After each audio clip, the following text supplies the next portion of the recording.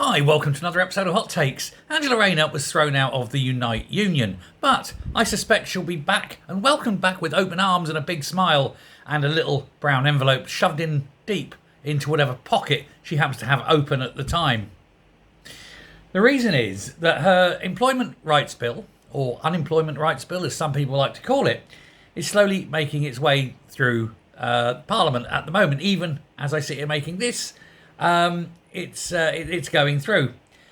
Deep, hidden deep within clause 77, all the way down there, where they hope nobody will notice, includes measures that will please the unions no end. At the moment, when unions have to present their expenses, their expenditure, their books, etc., they have to explain where all the money went. They have to push it out and say, this went here, this went there, and so forth. It's what businesses have to do. It's what private individuals do when they have to do their tax returns. But unions are going to be exempted from explanation. All they have to do is put political expenses in future. They don't have to break down where the money went or who the money was for. Basically, they're hiding expenditure. Now, in no other business or no person would be allowed to do this. If you tried this, HMRC would be all over your arse like a teenage pimples, right? It would not let you do it. However, they are now allowing unions to funnel unknown amounts of money to unknown people for whatever causes they like without having to explain anything. It means that spending will no longer be included in the published annual returns, and therefore you've got no idea where it's going. So it could be, oh, it's political, and put into somebody's back pocket. Cheers, that's your pension sorted. Sounds corrupt, doesn't it? But of course it's corrupt. This is Labour, this is socialism, this is the unions, this is Angela Rayner. A Tory Lord by the name of Lord Lee of Hurley has come out and made a statement. He was in the Lords during a debate actually about it, and he said, it also allows me to explain to him another payment from the Unite Political Fund, which he may not be aware of, to the Marx Memorial Library. I kid you not, you could not make this up.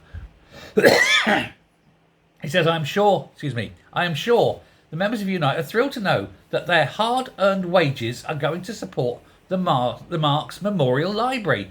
But when the bill becomes an act in a matter of months, they will no longer have the right to see that disbursement. So you can have workers working hard, getting taxed, and out of their money, paying a bit of money, their union dues in subscriptions to the union, and then the union will just say, oh, we'll just buy that and buy something, and they won't even tell the members where the money's going. Oh, I joined this union to protect my rights, not to fund the Karl Marx Memorial Library, and maybe they didn't want to fund Karl Marx. I mean, this is one of those things.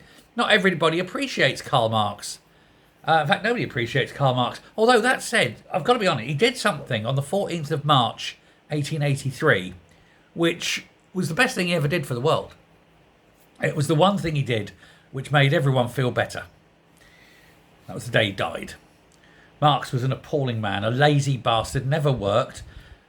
Typical socialist, eh? Marxism. I can sit here, pretend to be clever, and he got everyone to pay for him.